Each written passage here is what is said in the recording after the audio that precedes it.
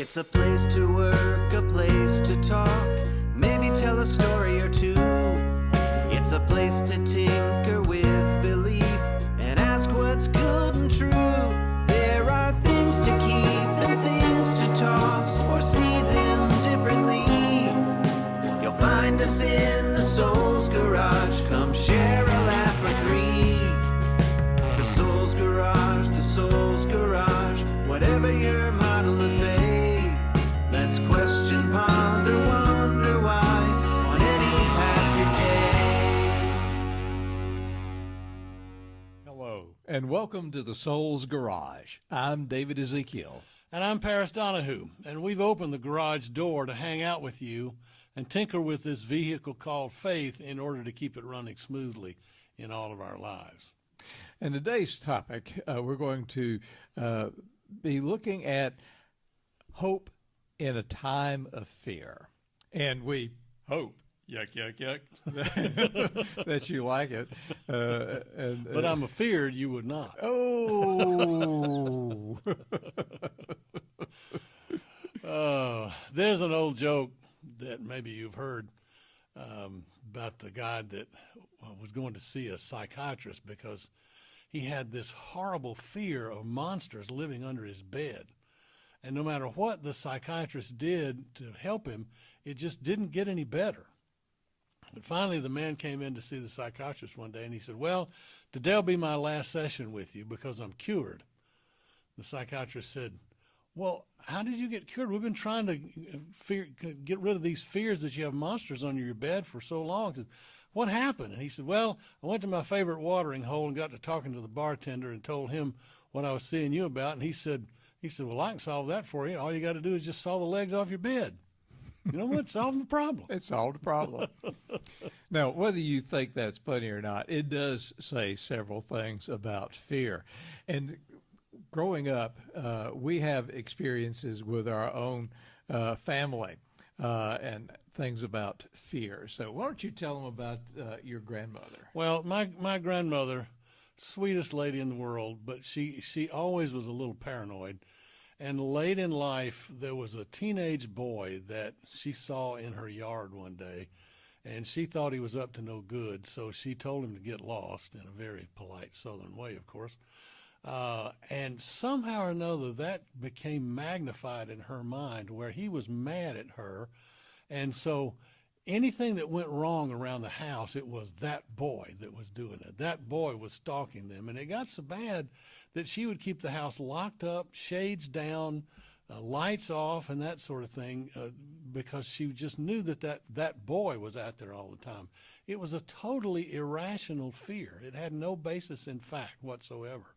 But she felt it nonetheless. Now, mine's a little more humorous than that one. Now, one of the things growing up in my household, my parents, my mother and father were both very fearful individuals.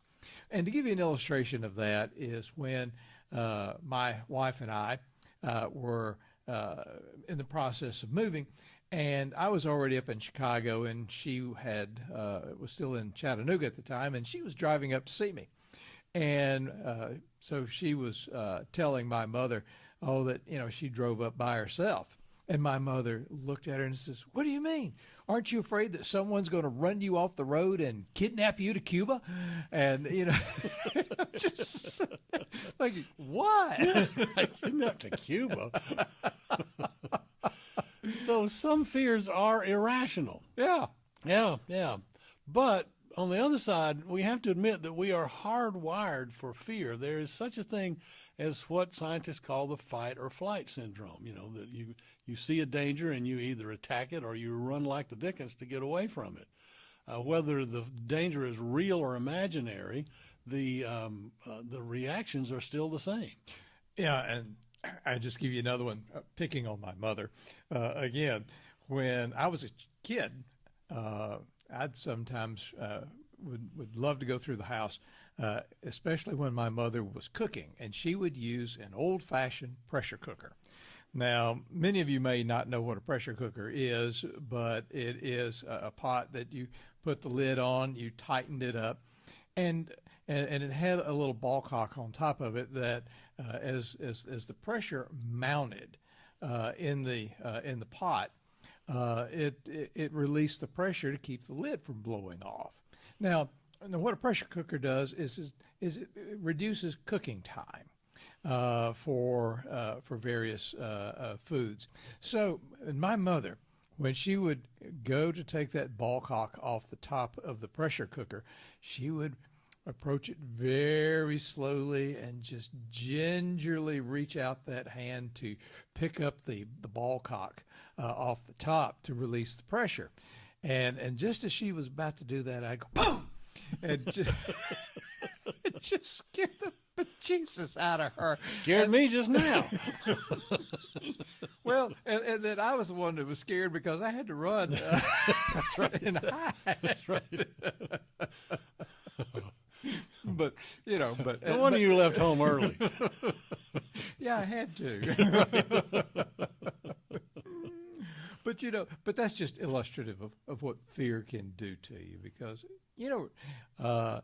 going back to my mother, to some extent, for her, fear was a bit debilitating. And I think it can be for all of us. Fear can immobilize a person. It colors all aspects of life. It colors all your relationships, all your actions, particularly if it's a pretty strong, ingrained fear. And it can get so bad that it makes you want just to stay in bed, whether there are monsters underneath it or not, because they just feel like there's too much danger out there to get out of bed. And there are a lot of fears out there in the world, and some of them, unfortunately, are very, very real. And we hope to do a podcast in the near future on different kinds of fear, but that's not the topic for today. Right. But I don't think we would get much disagreement when we say all of us are living now in a time of fear. The world is deeply polarized.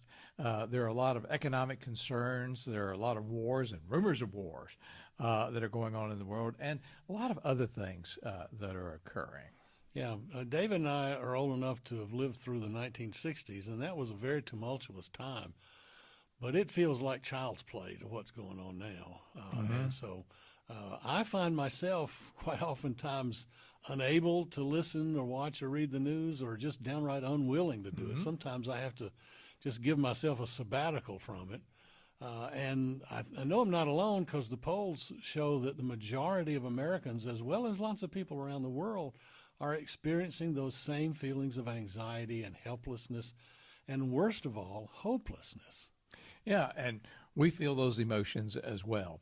And compounding our feelings is our aversion to those who claim the same faith that we do, who are yet totally complicit in the immoral and idolatrous actions being perpetrated by our own government and other institutions. But again, that's another podcast for another day. Yeah, hold on, it's coming. I'm kind of fearful. Yeah, right, I'm kind of afraid myself. I had the privilege not too long ago of seeing two of my grandchildren in a local production of the play Annie. And, of course, they were the most cute and adorable kids in the cast. If you do say so yourself. If I do say so myself. But, there's that famous song from that play where Annie sings, tomorrow's just a day away. The sun will come out tomorrow. Bet your bottom dollar that tomorrow, And it's such a song of hope. It's such a song of optimism. But as I listened to it, I just could not help thinking, boy, if only that were true nowadays. It's just really hard to hear those words without them ringing terribly hollow. There's another play that's on Broadway right now called Good Night and Good Luck. It's the story of Edward R. Murrow's stand against Joseph McCarthy. And there's a great scene where they're all in the newsroom talking about the fear that's out there in the country. And Murrow says to his fellow reporters in the room, the fear is in this room. It's right here. We don't have to go outside to find it. We're all feeling it right here. So if the fear is in this room, or it's in this house, this job, this school, this organization, then what's to be done? We contend that what we do with fear is pivotal. A good illustration of that goes back to a submarine sinking back in the 1920s, when submarines were still in its infancy of development.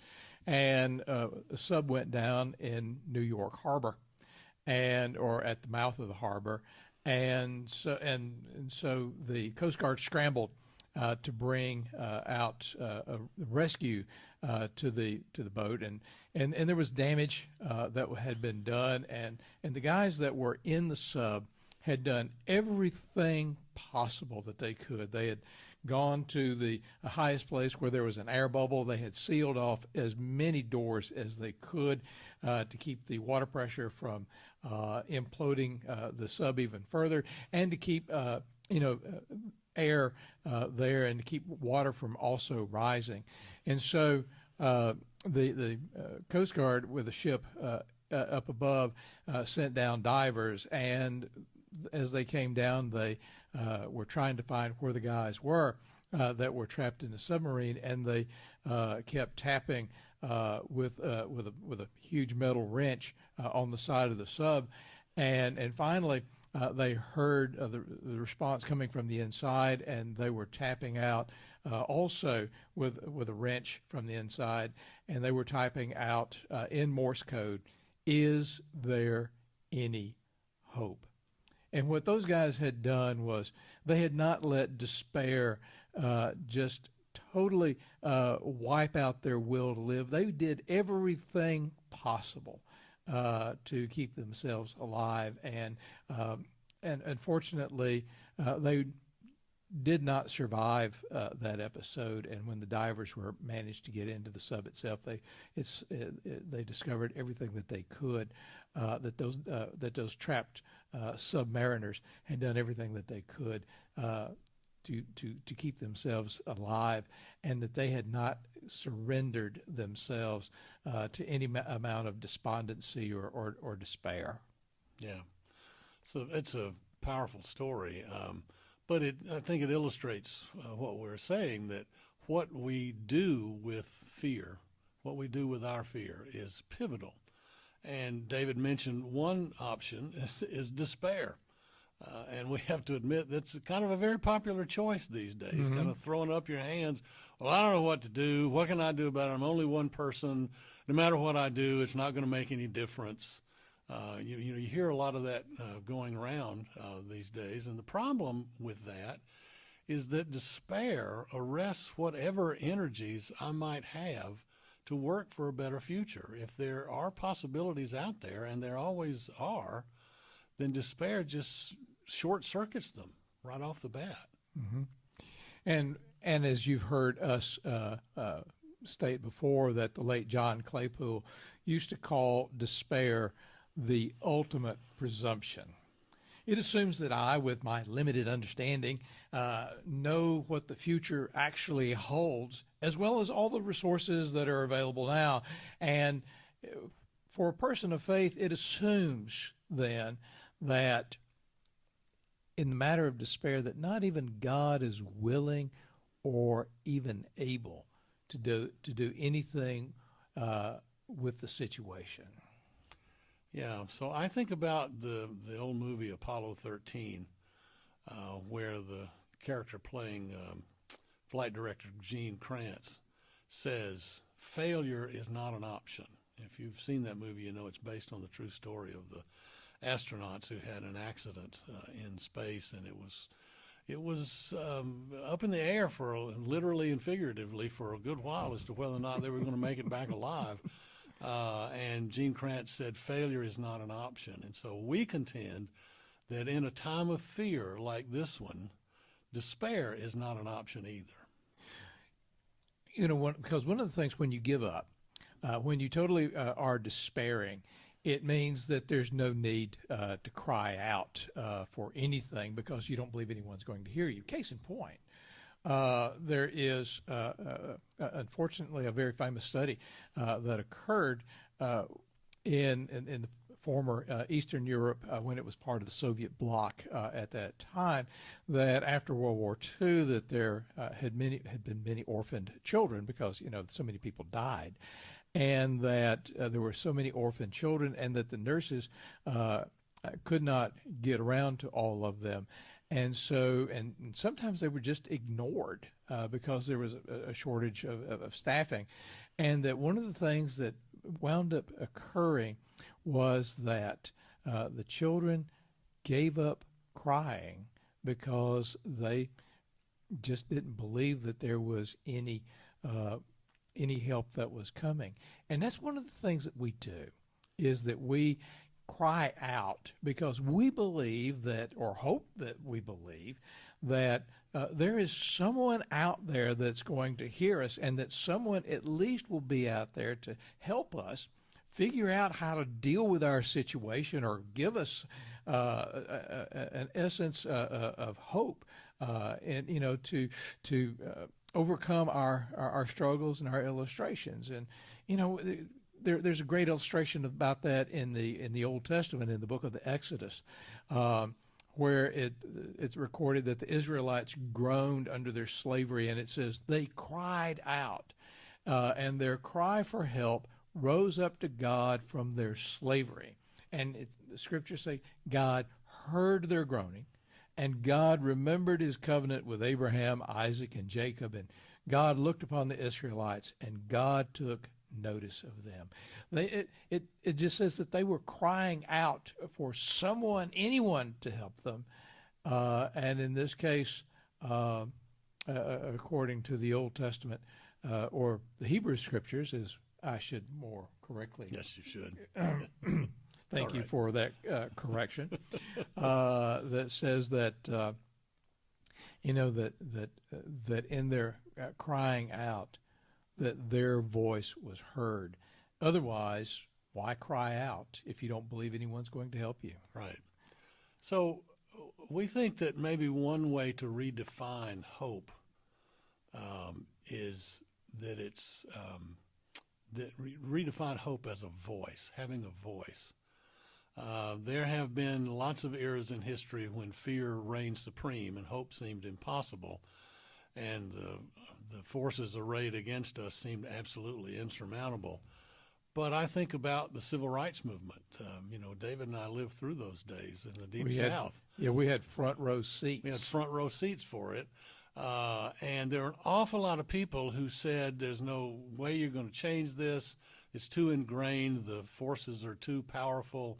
But the people of color began to raise their voices, and they wouldn't stop. They just over and over again raised their voices and called out for equal rights and equal justice. And I think about where we would be today if those people had been unwilling to raise their voices over and over again, sometimes to their own detriment.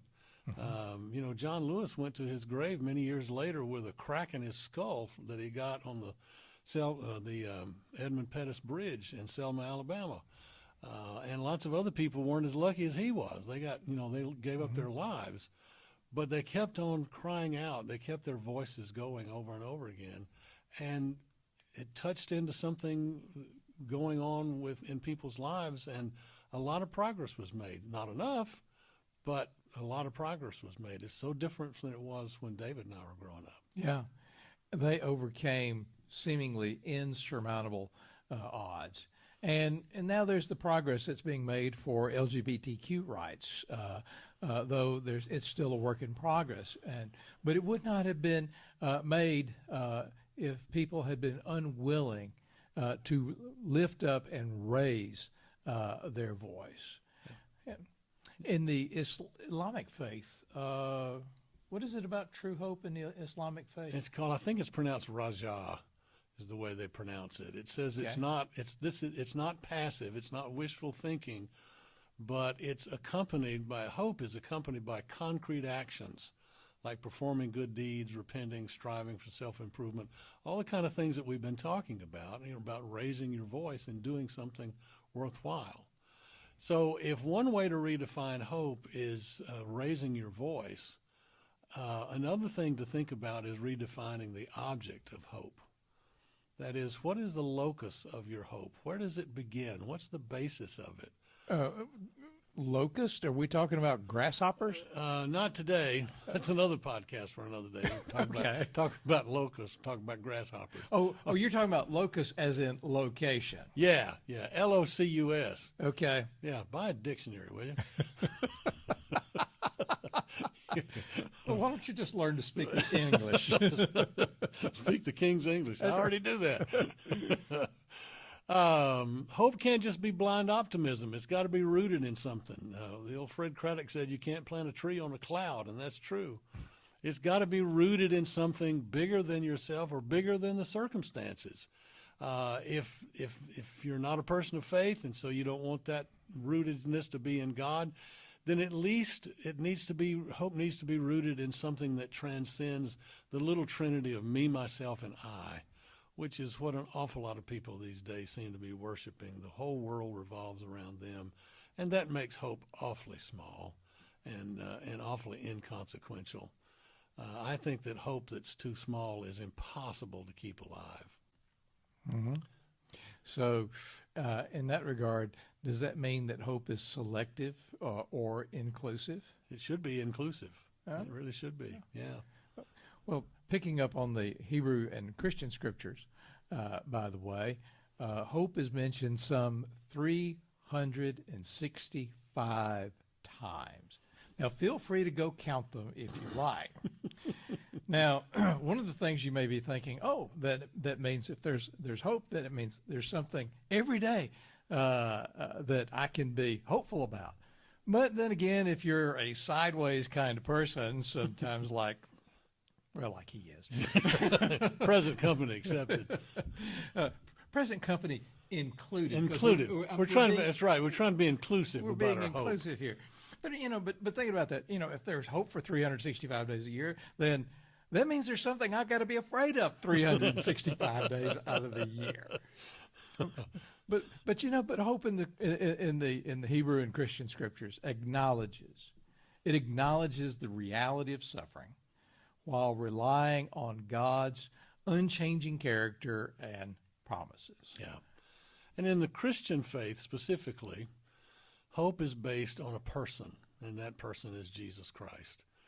It's not based in the circumstances at all. If you want to look at the Islamic faith, hope stems from thinking good of Allah, expecting good things, the best things from Allah in all situations. But again, it's hope that's rooted in a place or a person. It has some rootedness to it. Yeah. And it's a choice. Most people think of hope as being as something passive. I hope that this will or that will happen. It's sort of like I wish. But if you take that hope as a choice and that it is an active participle, it has something else going along with it. It's you were saying a little bit earlier about hope not being blind optimism or feeling. Or just a feeling, and sometimes, let's face it, sometimes hope isn't even rational given the circumstances. What are you doing hoping for something better in this situation? It's never going to get better. So we contend that choosing hope is always an act of courage. Can it also be an act of defiance as well? Absolutely. Yeah, it's all bound up the same way. Yeah. Uh-huh. I hadn't used that word, but you go ahead. But in the face of what appears to be impossible, one dares to hurl hope into the face of despair. Well, that's being defiant. That's pretty defiant, if you ask me. Right, yeah. Now, let's face it, the forces arrayed against us these days are counting on us. They're counting on us dissolving into despair. I've read reports that, without using that same terminology, that's basically, written into a lot of their strategy. So they're not prepared for folks who relentlessly choose to have hope and find strength and motivation from their hope. The forces arrayed against us don't really know what to do with that kind of stuff. So hope is a quixotic act. Quixotic. Quixotic. Boy, right. you're using big words today. That's right. Yeah. Locust. I mean locust, Right, yeah. and now quixotic. Well, yeah, quixotic. It's a lotion that you put on a rash. You got some quixotic to put on there? No, what quixotic means is right. it's kind of a your Don Quixote and Man of La Mancha, that story. Dream the impossible dream. Go ahead. Which he was accused of tilting at windmills. But we don't have time for a book review. No, we don't. Right. But a quixotic act is like tilting at windmills. Why in the world would anybody want to do something that stupid? But hope seems quixotic only if you don't believe it'll make a difference. There's a line from the book of Matthew, chapter 16, verse 18, that I want to paraphrase, and if you're familiar with the original, you'll know where this comes from. But I want to paraphrase it this way. You are the person God has created you to be, and on this rock, God will build a better day, and the gates of hell will not prevail against it. I think that's an incredible promise as we face into these days that we're living with. If God has created us to be people of hope, then we can found that hope on that promise, and there'll be a better day that comes, and the forces of hell won't be able to do one thing about it. Going back, picking up on something else that you said a little bit earlier in this podcast, you were talking about, you and I were talking about fear is always trying to be destructive to us, and despair, but there are those times when you've got to find a foundation, a grounding, to keep you to keep hope alive. I think that used to be a presidential campaign. Yes, it was. Keep hope alive. And so let me give you an illustration of how you can sometimes keep hope alive, how you can find hope even in times of fear. There's an old study. I think this was done back in the 1950s. And we're not trying to date ourselves, but, it just proves that we do read. Once in a while. Oh, every once in a while. But there's a story about a science experiment about where they took a mouse and they dropped him into a beaker of water, and they let that mouse just swim and swim until he could do no more. And after about 2 to 3, 4 hours, I think it was about 3 hours, finally the mouse started going down for the first time, and then the second time. And just before the mouse went down for the third time, they reached in and rescued that mouse from that beaker of water. And I guess that they gave him mouth-to-mouse resuscitation. Oh, dear God. You could groan if you would like, dear listener. We've reached a new low. Go ahead. But then what they did was they got that mouse rescued. They dried him off, fed him, and then a little bit later they dropped him back in that same beaker of water. And to their surprise, that they discovered that little mouse could tread water for upwards of 24 hours. Why? Because he knew that there was hope. He knew that there was a way out. He knew that there was something out there that could give to him a counter narrative to that fear that he had of drowning, and it gave him the opportunity to continue on. Yeah, I like that idea that gave a counter narrative. I think that's something that a lot of us need these days, is a counter narrative to what we're hearing on the news and elsewhere, that there's more to it. There's much more positive that we can focus in on than what we're hearing. Yeah, and we'll pick up on that in some podcasts in the future. So keep listening. Stay tuned. Stay tuned, right. Well, I think I hear Mama calling us to the house for dinner, so I guess it's time to close the garage door and head inside. So until next time, I'm Paris Donahue. And I'm David Ezekiel. And we'll see you soon again here at the Soul's Garage. Bye.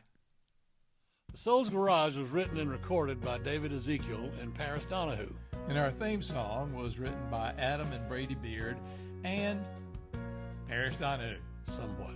It was performed and recorded by Adam and Brady Beard. And they did a better job than adding Paris Donahue. That's right. They wouldn't be seen in the same studio with me. Our podcast cover art was designed by Nancy Arndt. And the director of our Office of Compassion and Encouragement is Greta Life. Oh, that was terrible. It really was. But we would love for you to make comments about how bad our jokes are or how erudite and smart and insightful that we are, preferably the smart and insightful. Anything but quixotic. But anything but quixotic. and send us your comments on Facebook or Instagram, or you can just email us at thesoulsgarage@gmail.com. And we'd really appreciate it if you would click that follow button on whatever platform you're using to listen to us, because neither of us get out much, and we live vicariously through our listeners. Because as you both listeners out there know very well,